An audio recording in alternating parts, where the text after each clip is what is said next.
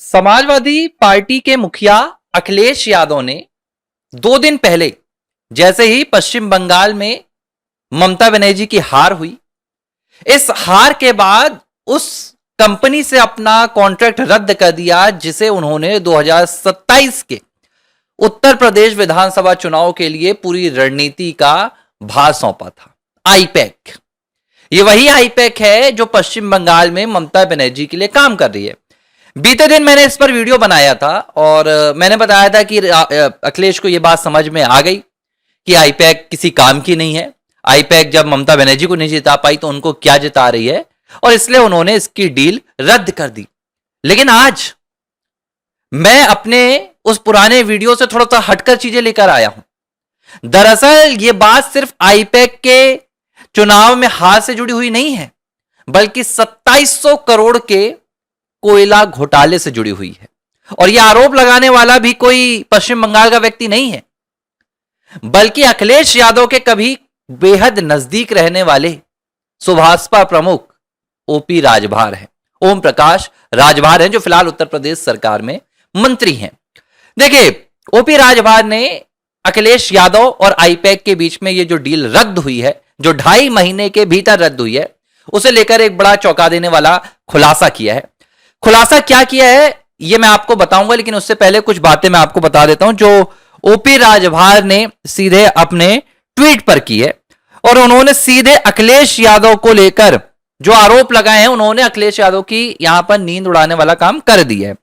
देखिए, यह ट्वीट आया है ओपी राजभार का, ठीक है, ओम प्रकाश राजभार। आज बताता हूं कि अखिलेश यादव की आईपैक को हटाने की कहानी।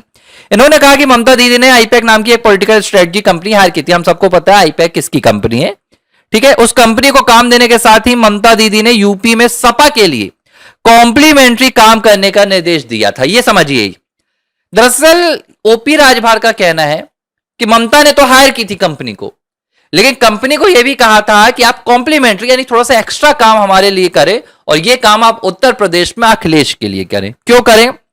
उस कंपनी को काम देने के साथ ही ममता ने यह भी कहा कि भाई कॉम्प्लीमेंट्री काम करना है। आईपैक की पूरी फंडिंग, ये ओपी राजभार आरोप लगा रहे हैं मीडिया रिपोर्ट्स का हवाला देकर कि आईपैक की पूरी फंडिंग पश्चिम बंगाल में ममता बनर्जी की सरकार में हुए 2700 करोड़ से ज्यादा के घोटाले से हो रही थी। इसकी ईडी की जांच भी चल रही है, आपको पता भी है। चुनाव से पहले ईडी ने प्रतीक जैन के दफ्तरों पर छापेमारी भी की थी। लगातार मामला सुर्खियों में रहा था।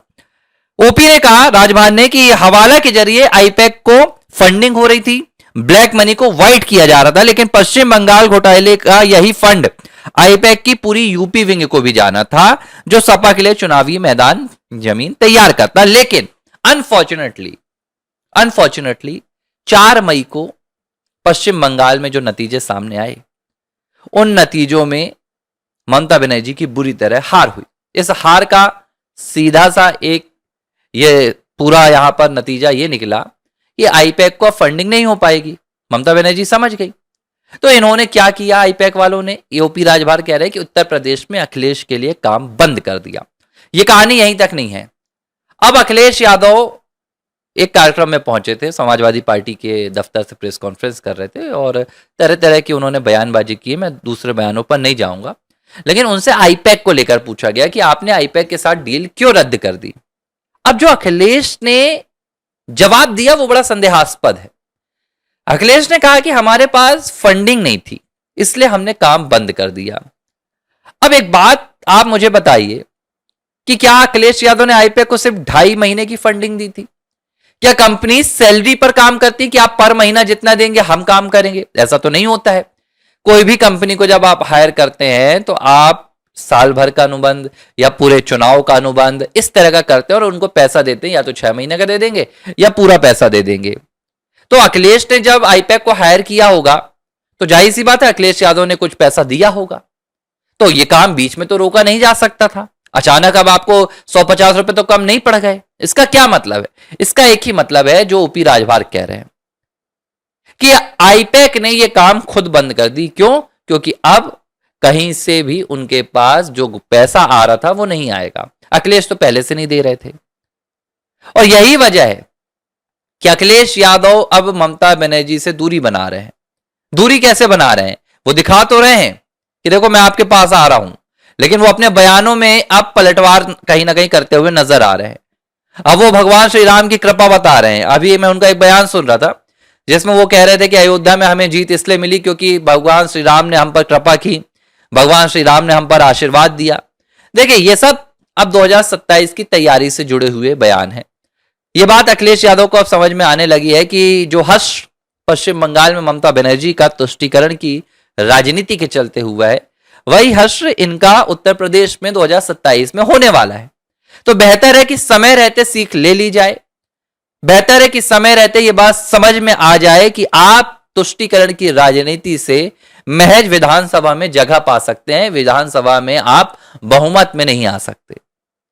लेकिन एक चीज अब मुझे लगता है कि उत्तर प्रदेश सरकार को वाकई में जांच करनी चाहिए कि क्या हवाला के जरिए, क्या कोयला घोटालों के पैसे के जरिए अखिलेश यादव आईपैक से ये पूरा काम करवा रहे थे। 2.5 महीने तक क्या उत्तर प्रदेश की जमीन में घोटाले के पैसे से आईपैक ने काम किया और अचानक ये डील बंद हुई, तो इसके पीछे क्या क्या यहां पर संभावनाएं थी, क्या क्या यहां पर खामी है, या जो भी अखिलेश यादव की तरफ से देखे। अगर इस पर कोई लीड मिलती, माफ कीजिएगा, कोई लीड मिलती है तो फिर अखिलेश यादव के खिलाफ एक्शन भी होना चाहिए। यही मौका है योगी आदित्यनाथ सरकार को, जो उनकी भ्रष्टाचार के खिलाफ जीरो टॉलरेंस की नीति है, सीधे दिखानी चाहिए और टारगेट पर अखिलेश यादव को रखकर पूछना चाहिए कि 2.5 महीने में आपने अचानक ये डील क्यों रद्द की, पैसा कहां से आ रहा था, कितने ट्रांजेक्शन है, ये भी दिखाना चाहिए ना भाई।